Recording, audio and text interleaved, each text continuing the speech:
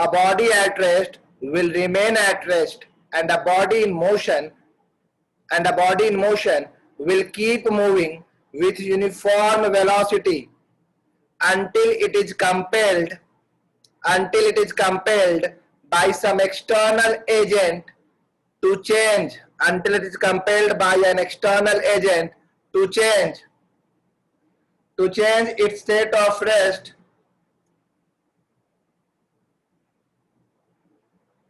Aditya Raj class बंद नहीं हुआ। आदित्य राज आप है?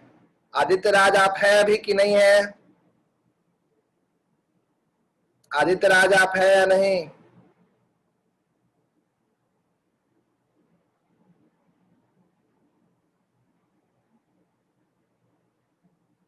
हाथ रेज करे आदित्य राज, मुझे तो नहीं दिख रहा है। खैर, until it is compelled by an external agent to change its state of rest or motion, until it is compelled by an external agent to change its state of rest or motion। ये 9th वाला था, अगर छूट भी गया हो तो कोई बात नहीं, फर्स्ट लॉ आपको दुनिया के हर कोने में दिखेगा।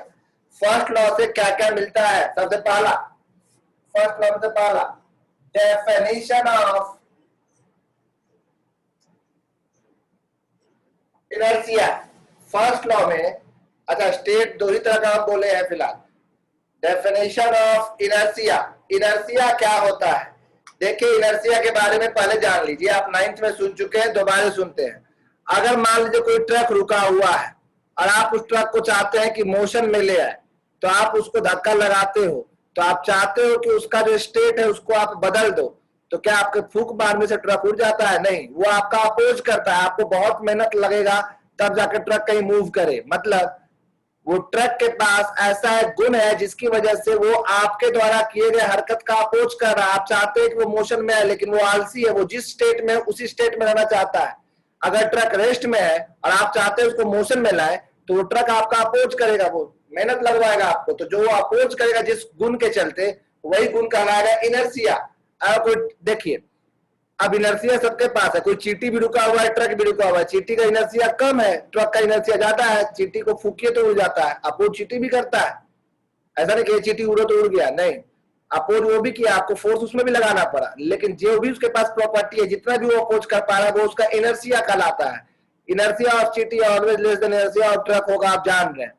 इनर्शिया वो गुण है जिसकी वजह से कोई भी रिजिड बॉडी अपने ऊपर होने वाले चेंज का अपोज करता है। चेंज कैसा भी हो, अपने स्टेट में होने वाले चेंज का अपोज करेगा। स्टेट दो ही तरह का बोले, स्टेट ऑफ रेस्ट और स्टेट ऑफ मोशन। जैसे ट्रक चलता है और आप चाहते उसको रोक देना, तो आप जाइए, बढ़िया से अपोज करेगा आपका। तो वो जो अपोज कर रहा है जिस गुण के चलते, वही कहलाता है इनर्शिया। इनर्शिया मेजर करने का तरीका है mass. Mass is the measure of inertia. जिसका मास ज्यादा होगा उसका इनर्शिया भी ज्यादा होगा। यही कारण है कि ट्रक और चींटी में ट्रक ज्यादा अपोज करेगा, चींटी बेचारी कम अपोज करेगी। तो इनर्शिया को मेजर करने का एक ही तरीका है mass. Larger the mass greater the inertia. याद रखिएगा, मास ज्यादा तो इनर्शिया भी ज्यादा होगा, मास ज्यादा तो इनर्शिया भी ज्यादा होगा। इनर्शिया कितने तरह का होगा? टाइप। अभी बस इंट्रोडक्शन चल रहा है हमारा। इनर्शिया दो तरह का आप जान गए। अगर कोई बॉडी रेस्ट में है, उस समय उसके पास जो गुण है जिसके चलते वो अपोज कर सकता है, वो कहलाएगा इनर्शिया ऑफ रेस्ट। अगर कोई बॉडी मोशन में है, उस समय आप चाहते हैं उसको रोकना, उस समय जो वो अपोज करेगा वो कहलाएगा इनर्शिया ऑफ मोशन। और एक और होता है, तो पंखा चल रहा है, उंगली घुसा के उसको रोकने की कोशिश कीजिए, अच्छा से आपको अपोज करेगा वो, तो उस समय जो अपोज करेगा, रोटेशनल बॉडी जो अपोज करेगा, तो वो कहलाएगा इनर्शिया ऑफ रोटेशनल मोशन, या इसको हम लोग मूवमेंट ऑफ इनर्शिया भी आगे कहेंगे। तो inertia of rest, inertia of motion and inertia of direction कहते हैं कई लोग इसको। इनर्शिया ऑफ डायरेक्शन तीसरा वाला जो हम बोल रहे हैं, या rotational inertia of rotational motion, या मूवमेंट ऑफ इनर्शिया भी इसको कहते हैं। खैर, डेफिनेशन ऑफ इनर्शिया लिखिएगा डैश देके। इनर्शिया इज, थोड़ा फास्ट चलेंगे क्योंकि चैप्टर बहुत वास्ट है और हम लोग एक चैप्टर को 3 हिस्सों में बांट के पढ़ेंगे, क्योंकि आप में से ज्यादातर लोग बोलते हैं ना, हमको ऐसा पढ़ाइए भैया सवाल बन जाए, हम कॉम्पिटिटिव एग्जाम का सब सवाल बना ले, तो हम लोग को डिटेल में पढ़ना पड़ेगा और समय भी कम है, थ्योरी भी सारा चाहिए हम लोग को, क्योंकि आप मेरे ऊपर डिपेंडेंट है पूरी तरह से, तो इसलिए थोड़ा फास्ट हो जाइए। Inertia is that property of a rigid body. Inertia is that property of a rigid body. Inertia is that property of a rigid body by virtue, VIRTUE, inertia is that property of a rigid body, RIGID, rigid body, या of a body by virtue of which, मच्छर काट रहा है जी हमको यहाँ पे, coaching बंद है ना बहुत दिन से तो मच्छर हो गए हैं. by virtue of which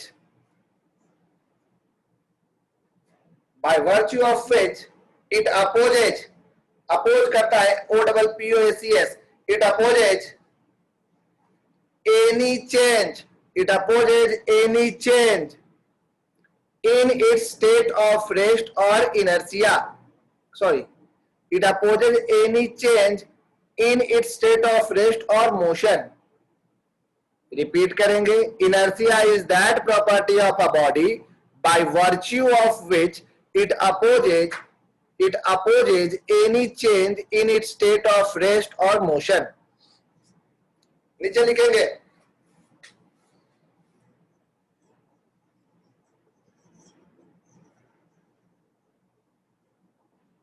Types of inertia. Number 1, साथ साथ लिखें. Inertia of rest. अभी फर्स्ट लॉ के बारे में बात हो, ऐसे first law. Number 2, inertia of motion. Number 3, बोलने वाले कहते हैं inertia of direction या inertia of rotational motion भी आप समझ सकते हैं. inertia of rest, inertia of motion, inertia of direction. एक डबल कोट में छोटा सा पॉइंट लिखेंगे. डबल कोट में मास लिखे, मास MASS. डबल कोट में बोल रहे हैं क्या लिखना है. Inertia of rest, inertia of motion, inertia of direction. लिख लिए थोड़ा fast. Mass is the measure of inertia. Mass is the measure of inertia. Mass is the measure, MEASURE, measure of inertia. Larger the mass, greater the inertia. Greater is the inertia. Larger the mass, greater is the inertia. Larger the mass, greater is the inertia. ठीक है. मास ज्यादा, inertia ज्यादा, मास कम, inertia कम. तो first law से हमें inertia का definition तो मिलता है. इसके अलावा फर्स्ट लॉ से हमें और क्या मिलता है. फर्स्ट लॉ से हमें डेफिनेशन ऑफ फोर्स भी मिलता है. 9th क्लास याद आ रहा है, सब 9th ही बता रहे हैं, लेकिन 11th का तड़का लगा के. डेफिनेशन नंबर 2 फर्स्ट लॉ में, definition of force. First law के हिसाब से फोर्स वो फिजिकल कॉज है, फिजिकली अप्लाई करना पड़ता है. फोर्स वो फिजिकल कॉज है जो किसी भी ऑब्जेक्ट का स्टेट या तो चेंज कर देता है या चेंज करने की कोशिश करता है. किसी ट्रक को आप धक्का देते हो तो कोई जरूरी नहीं कि वो मूव कर दे, आपने कोशिश की, यानी आपने फोर्स लगाया. फोर्स वो फिजिकल कॉज है जो किसी भी रिजिड बॉडी का या तो स्टेट चेंज कर देता है या चेंज करने की कोशिश करता है. आपको एक बात समझा दे. फर्स्ट लॉ में मान लीजिए एक बॉडी है जिसके ऊपर कोई फोर्स नहीं लग रहा है, नेट फोर्स 0 है. और एक बॉडी है जिसमें इधर भी एक फोर्स, इधर भी एक फोर्स, इधर भी एक फोर्स, इधर 4 फोर्स लग रहा है. लेकिन चारों को जब जोड़ते हैं तो नेट फोर्स 0 हो जाता है. क्योंकि वेक्टर का तो आइडिया सबको है. अगर ये भी 10 है, ये भी 10 है, तो 10 कैंसिल, ये 5 अगर से 5 कैंसिल, तो नेट फोर्स 0 हो जाएगा. तो न्यूटन के फर्स्ट लॉ के हिसाब से दोनों बॉडी सेम है, दोनों में कोई अंतर वो नहीं करेगा. इसका मतलब हम आपको समझाएंगे. न्यूटन के फर्स्ट लॉ के हिसाब से चाहे एक बॉडी जिसमें कोई फोर्स न लगे, चाहे एक बॉडी जिसमें बहुत सारे फोर्स लगे, लेकिन नेट फोर्स 0 हो जाए. जैसे अभी हम कर रहे हैं, मेरे ऊपर बहुत सारा फोर्स लग रहा है, ग्रेविटेशनल फोर्स है, नॉर्मल फोर्स है, रिएक्शन फोर्स, इस तरह कई फोर्स है. लेकिन मेरे ऊपर अगर ऐसे स्ट्रेट है तो मेरे ऊपर लगने वाला नेट फोर्स 0 है. और कोई ऑब्जेक्ट जिसपे कोई फोर्स नहीं लग रहा है, दोनों ही बॉडी फर्स्ट लॉ के हिसाब से सेम होगा. दोनों में कोई अंतर वो नहीं करेगा. ये नहीं कि इसमें फोर्स तो लग रहा है ना, उससे कोई मतलब नहीं. उसको नेट फोर्स 0 है, दोनों बॉडी को सेम ट्रीटमेंट होगा. अगर आपसे कोई पूछता है, जो कि आपके स्कूल में पूछा जाएगा, फर्स्ट लॉ का मैथमेटिकल फॉर्म क्या है, what is the mathematical form of first law, किसी को पता है? फर्स्ट लॉ का F = ma. सेकंड लॉ का मैथमेटिकल फॉर्म है F = ma. सेकंड लॉ का मैथमेटिकल फॉर्म है. फर्स्ट लॉ का मैथमेटिकल फॉर्म किसी को पता है? पता होगा बहुत लोगों को, फिर भी हम बताते हैं. सुनिए, अगर किसी भी बॉडी का एक्सेलरेशन 0 है, अगर किसी बॉडी का एक्सेलरेशन 0 है, if a = 0, if and only if F = 0. ये यहां से if काट देते हैं. इसका मतलब है अगर a इज इक्वल टू 0, अगर किसी बॉडी का एक्सेलरेशन है 0 है, ये तभी पॉसिबल है जब उस पर लगने वाला नेट फोर्स 0 होगा। F0 मतलब F net 0। If and only if उसी स्टेटमेंट में लगाते हैं जो स्टेटमेंट दोनों साइड से ट्रू होता है। समझ में आया? जैसे राम मान लो रानी का भाई है, तो उसमें रानी राम का भाई तो नहीं हुआ, दोनों साइड से सही नहीं है, लेकिन यहाँ पे दोनों साइड से सही है। अगर एक्सेलरेशन 0 है तो फोर्स भी 0 होगा, या उल्टा अगर फोर्स 0 है तो एक्सेलरेशन भी 0 होगा। यही है, एक्सेलरेशन 0 है तो ये तभी पॉसिबल है जब उस बॉडी पे लगने वाला नेट फोर्स 0 हो जाए। ये कोई नया बात नहीं है, लेकिन ध्यान रखिएगा ये आपका फर्स्ट लॉ है, Newton's first law. A is equal to 0 if and only if F is equal to 0। याद रहेगा, A is equal to 0 if and only if F is equal to 0। तो लिखिएगा डेफिनेशन ऑफ फोर्स। हम जब बोलेंगे लिखे तभी लिखिएगा, कुछ भी लिखते मत रहिएगा, सब कुछ हम बोल रहे हैं वो हम लिखवाएंगे नोट्स के जैसा, एक अच्छा नोट्स बनेगा आपका फिजिक्स का। डेफिनेशन ऑफ फोर्स तैयार है शायद आप? Force is that physical cause,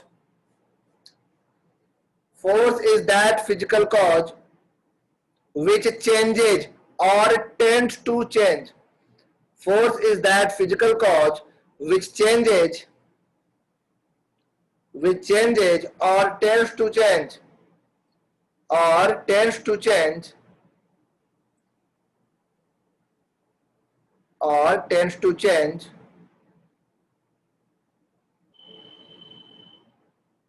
सबका मैसेज पहले का है, अभी कोई नहीं है। Force is that physical cause which changes or tends to change. Repeat कर रहे हैं इसे हम, फोर्स का डेफिनेशन रिपीट कर रहे हैं। Force is that physical cause which changes or tends to change the state of rest or motion of a body, the state of rest or motion of a body. Force is that physical cause which changes or tends to change the state of rest or motion of a body. हो गया? नीचे लिखेंगे, नीचे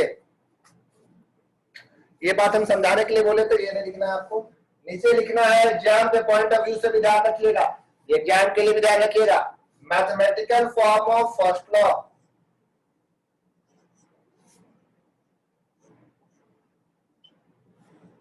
mathematical form of first law क्या है बताइए? A is equal to 0 if and only if F is equal to 0। ये आपका मैथमेटिकल फॉर्म है फर्स्ट लॉ का। एक्सेलरेशन 0 होगा इफ एंड ओनली इफ उस पे लगने वाला फोर्स भी 0 हो जाए। ठीक है, आगे फर्स्ट लॉ से और क्या पता चलता है? बहुत जरूरी बात बता रहे हैं 11th का नॉलेज के लिए, ध्यान से सुनिएगा। ये न्यूटन बाबा ने बताया था, ये लिख लिए। किन्हीं को यहाँ तक कोई डाउट है तो प्लीज व्हाट्सएप पे बोले, यहाँ बस हाथ रेज कर दे ताकि हम व्हाट्सएप चेक कर ले आपका तुरंत। फर्स्ट लॉ पे ही बात चल रहा है अभी।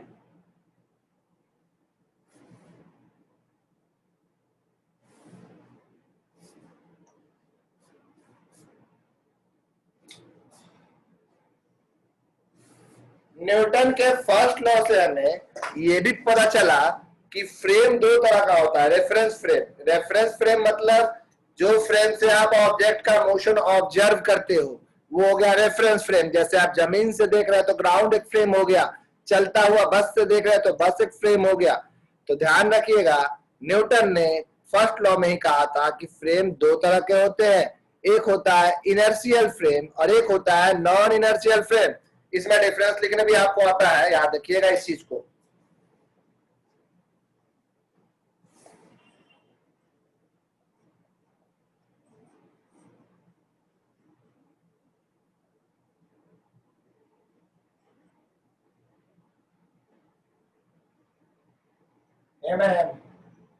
लिख दिया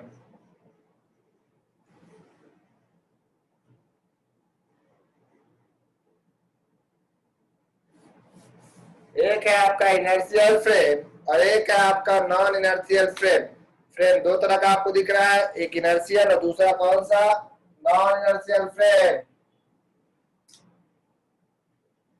आप इसको ध्यान से सुनिएगा ताकि आपके दिमाग में ये बैठ जाए और कष्ट ना हो बाद में। याद रखिएगा इसी में आगे जाके आपको स्यूडो फोर्स सीखना है। स्यूडो फोर्स भी एक अच्छा टॉपिक है, उस पर न्यूमेरिकल सीखना है, डेफिनेशन सिखा कर सब निकल जाते हैं। तो मेहनत यहां से कीजिएगा तभी आप सीख पाइएगा। ठीक है, तो एक है इनर्शियल फ्रेम और एक है नॉन इनर्शियल फ्रेम। किस फ्रेम को कहेंगे इनर्शियल फ्रेम? समझते हैं ना, जहां से आप मोशन ऑब्जर्व करते हैं। वैसा फ्रेम जिसमें न्यूटन का पहला लॉ यानी a is equal to 0 if and only if F is equal to 0 is valid, जिसमें न्यूटन का पहला लॉ वैलिड है वो इनर्शियल होता है, और जिसमें न्यूटन का पहला लॉ वैलिड नहीं है वो नॉन इनर्शियल होता है। हम अभी समझाएंगे, लिखिएगा मत। इसका का पहला पॉइंट समझ में आया? इसमें कौन सा लॉ वैलिड है? ए इज इक्वल टू 0। अगर आई के साथ दो पैरेफ लिखते हैं तो ये भी इफ एंड ओनली इफ का शॉर्ट फॉर्म होता है। F is equal to 0 is valid, और इसमें आपका A is equal to 0 if and only if F is equal to 0 is not valid। जैसे आप मान लीजिए जमीन पर बैठे हैं और एक पेड़ को देखते हैं, ये आप है और आपने किसी पेड़ को देखा, तो आपको दिखाई दे रहा है कि पेड़ पे कोई फोर्स लग रहा है या कोई फोर्स लग भी नहीं रहा, पेड़ पे नेट फोर्स 0 है, ग्रेविटेशनल नॉर्मल मिला, कोई धक्का तो दे नहीं रहा है 10 लोग लेके उसको। इस पे लगने वाला नेट फोर्स 0 है, तो इसका आपको एक्सेलरेशन भी 0 दिख रहा है, पेड़ तो चल नहीं रहा है, पेड़ का तो कोई वेलोसिटी चेंज नहीं हो रहा है, तो इसका एक्सेलरेशन 0, यानी आप जमीन पे है और जमीन से पेड़ का फोर्स भी 0 है तो उसका एक्सेलरेशन भी 0 है, तो ये आपको जमीन जो है वो इनर्शियल फ्रेम हुआ। लेकिन अगर मान लीजिए आप एक कार पे या बस में बैठे हुए हैं और बस में बैठ के जा रहे हैं, तो आप किसी पेड़ को देखिएगा तो आपको पेड़ पीछे भागता हुआ नजर आएगा, पेड़ एक्सेलरेट होता हुआ नजर आएगा अगर आप एक्सेलरेशन से जा रहे हैं तो। अगर आपका वेलोसिटी बदलेगा तो आपको उसका भी वेलोसिटी बदलता हुआ दिखेगा, लेकिन कोई आदमी खींच के ले जा रहा है, काट के ले जा रहा है, ऐसा तो नहीं है। आपको इस पे लगने वाला फोर्स तो 0 दिख रहा है, लेकिन इसका एक्सेलरेशन आपको 0 नहीं दिख रहा है, यानी पहला लॉ आपके कार के फ्रेम में वैलिड नहीं है, तो आपका कार हो जाएगा नॉन इनर्शियल फ्रेम। फिर से बोलते हैं, वैसा फ्रेम जिसमें न्यूटन का पहला लॉ वैलिड हो वो होता है इनर्शियल फ्रेम। इसका मतलब जमीन, ग्राउंड या ग्राउंड से जुड़ा हुआ कोई भी चीज, आप ग्राउंड पे टेबल रख के टेबल पे बैठ जाइए, टेबल को फ्रेम बोलिए, रुका हुआ है तो ग्राउंड या ग्राउंड से जुड़ा हुआ कोई भी फ्रेम, सारा फ्रेम आता है इनर्शियल फ्रेम के दायरे में। लेकिन अगर मीटिंग जैसा ही एंड होगा, सेम आईडी पासवर्ड से आप दूसरा मीटिंग भी ज्वाइन करोगे, ठीक है, सेम आईडी पासवर्ड से, क्योंकि अभी न्यूटन लॉ हम लोग अब एंट्री करने जा रहे हैं। आज इंट्रो क्लास है इसका, तो हम ज्यादा नहीं बच सकते हैं, लेकिन अब एंट्री करने जा रहे हैं, ध्यान रखिएगा। न्यूटन लॉ अभी आपका शुरुआती मात्र है, मजबूरी है, हमें इतना ज्यादा पढ़ना है, लेकिन फिर भी हम लगे हुए हैं कि जल्दी से जल्दी खत्म हो जाए। नॉन इनर्शियल फ्रेम, वैसा फ्रेम जिसमें न्यूटन का पहला लॉ वैलिड नहीं है, यानी A is equal to 0 if and only if F is equal to 0 valid नहीं है, वो नॉन इनर्शियल फ्रेम होता है। जैसे चलता हुआ बस जो एक्सेलरेट कर रहा है, ट्रेन, प्लेन या कुछ भी जो मोशन में हो, वो सब किस फ्रेम में आता है? नॉन इनर्शियल फ्रेम में। मेरा अगला सवाल अभी लिखवाएंगे, आप मत लिखिएगा, अभी हम लिखवाएंगे, ध्यान से सोच के जवाब दीजिएगा।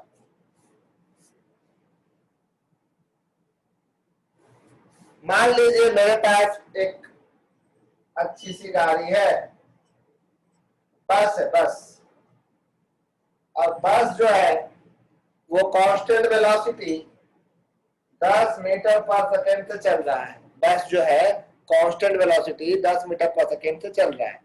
तो आप अगर बस में बैठे हैं तो आप किस फ्रेम में बैठे हैं, इनर्शियल में और नॉन इनर्शियल में?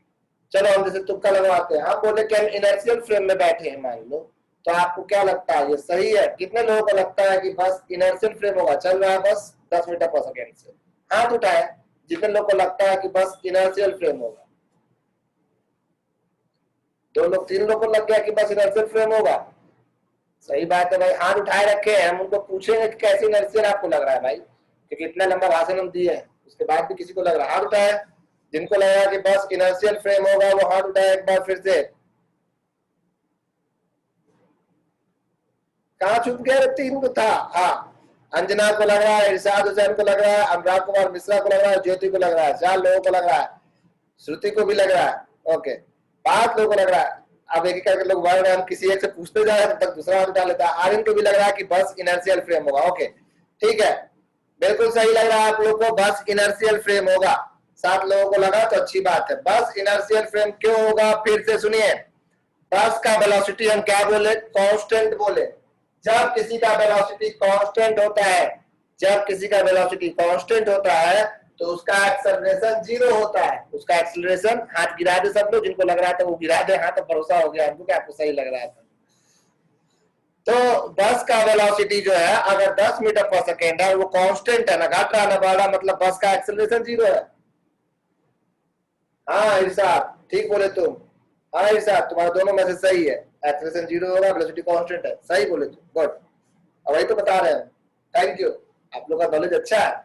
तो एक्सेलरेशन 0 होगा। अगर आप यहाँ पे किसी पेड़ को देखते भी हो और पेड़ आपको भागता हुआ दिखाई भी दे रहा है, मोशन में होने तो कोई मतलब नहीं है।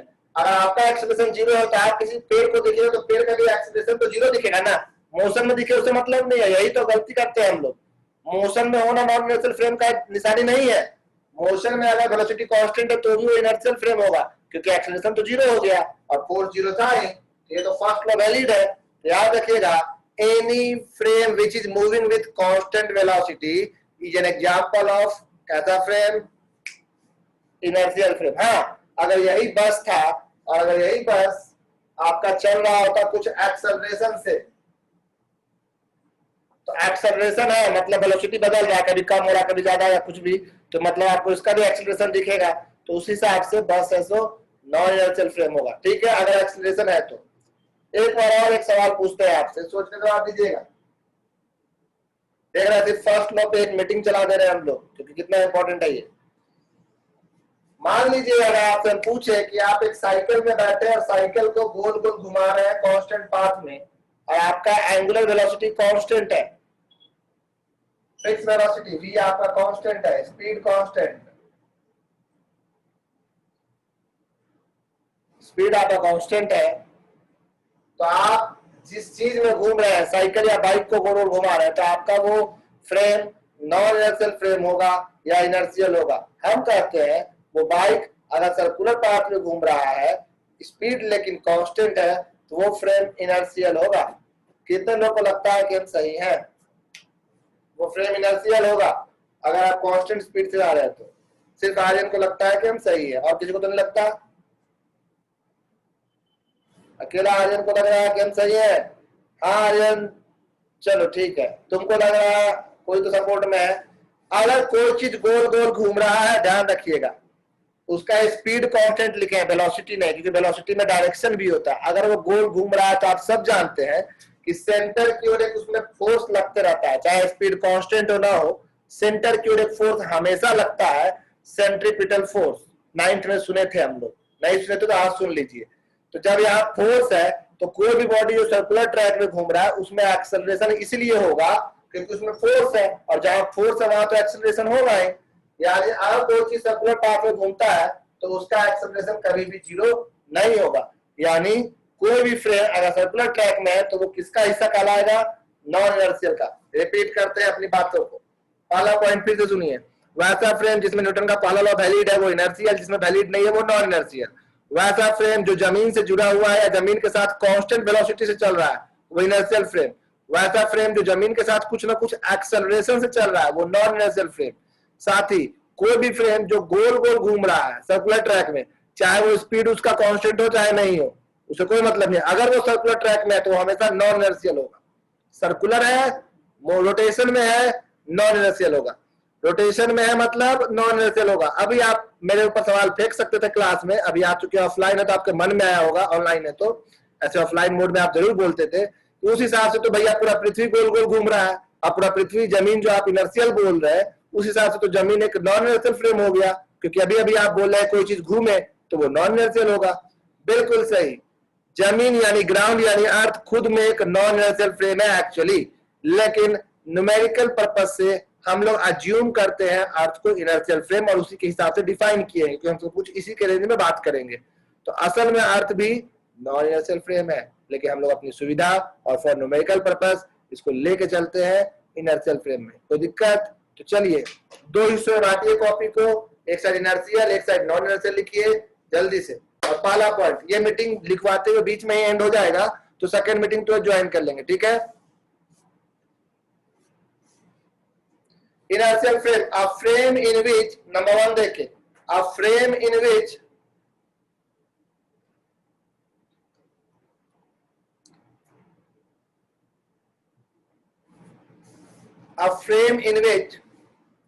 Newton's first law, a frame in which Newton's first law, that is that is this is valid. A frame in which Newton's first law, that is A is equal to 0 if and only if F is equal to 0, is valid. A frame in which Newton's first law A is equal to 0 if and only if F is equal to 0 is valid.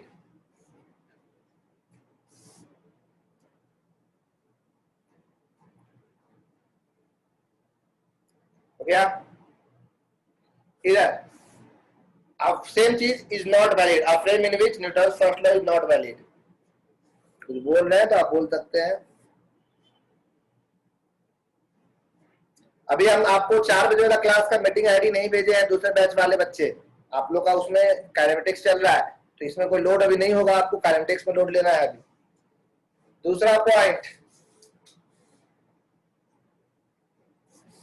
any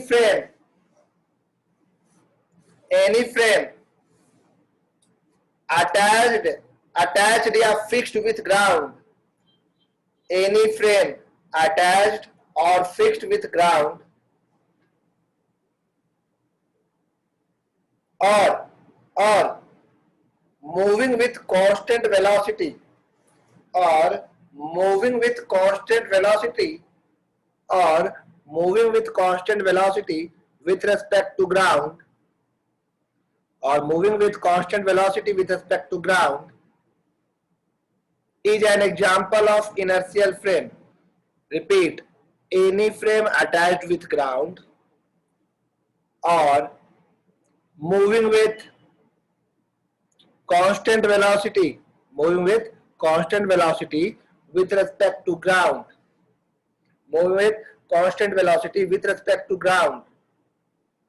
is an example of inertial frame. ये meeting अब खत्म होगा 10 second में या 20 second में. उधर लिखेंगे any frame, इधर लिखेंगे अब नॉन इनर्शियल में any frame moving with some acceleration. अब खत्म होगा ये मीटिंग. 1 2 3. Any frame